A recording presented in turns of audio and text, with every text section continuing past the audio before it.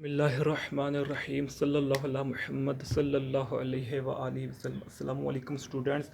आज का जो हमारा टॉपिक है वो है traditional authority and legal rational authority. तो जैसे कि पिछले लेक्चर में हमने स्टडी कर लिया था व्हाट इज़ अथॉरिटीज़ की एग्जांपल्स।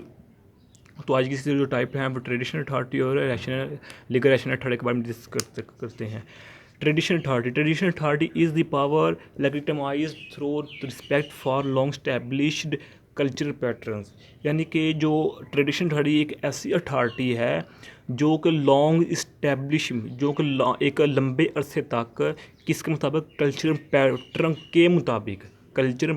के मुताबिक लॉन्ग अरसे तक चलने वाली अथॉरिटी को हम ट्रेडिशनल अथॉरिटी का नाम देते हैं, जो कि रिस्पेक्ट की बिना पर भी होता है। रिस्पेक्ट की बिना पर traditional authority is a type of leadership in which the authority of our ruling regime is largely tied to tradition और कस्टम। वही मतलब है इसका, ये भी डेफिनेशन है, ये भी डेफिनेशन है।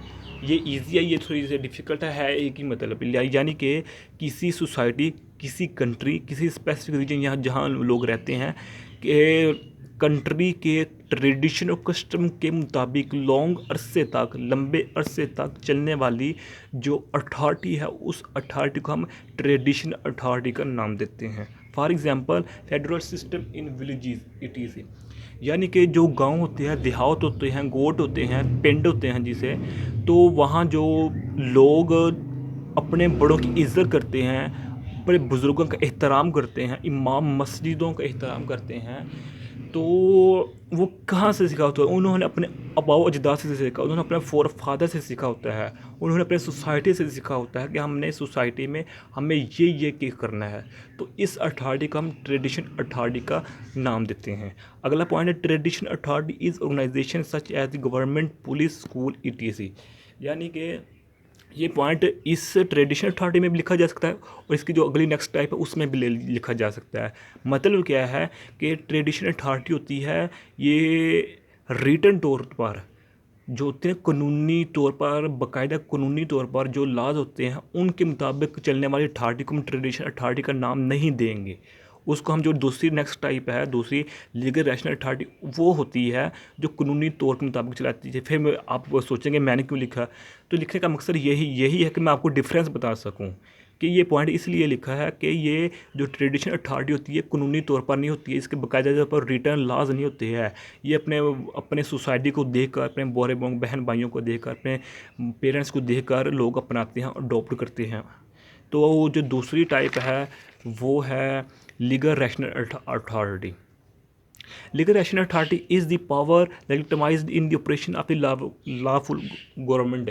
यानी कि ऐसी अथॉरिटी जो कि कानूनी तौर